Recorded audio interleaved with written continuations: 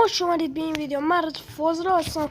امروز اومدیم با یه تله دیگه که دهن رفیقتون رو باهاش آسفالت کنید. این بار به این وسایل نیاز داریم. این مثلا خونه رفیقتون، حالا من زیاد کار نکردم.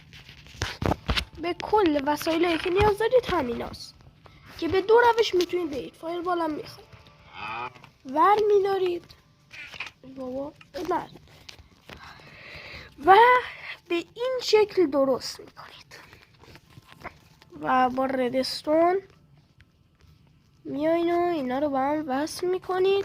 حالا اینجا به دو روش میتونید شما انجام بدید. برای اینکه این تله بهتر کار کنه، برای اینکه این تله اصلا کار کنه، حتما باید خونه دوستتون چوبی باشه. باید حتما خونه دوستتون چوبی باشه تا این کار کنه. اولی دستیه که اول داخل اینا فایربال میذارید.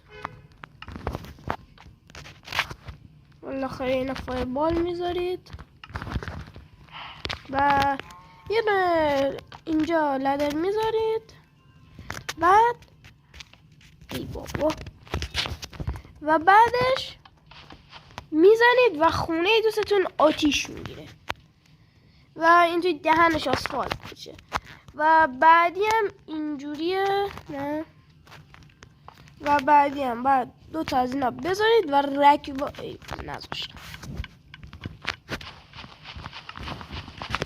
رگباری به سمت دوستتون شلیک کنه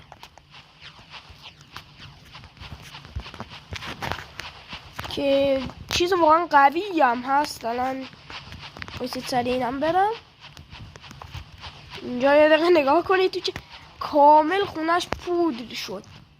کامل نگاه اینا اینجا کامل خونش پودر میشه و یک تله خوبه که دهن رفیقتون رو باشون آسفالت کنید.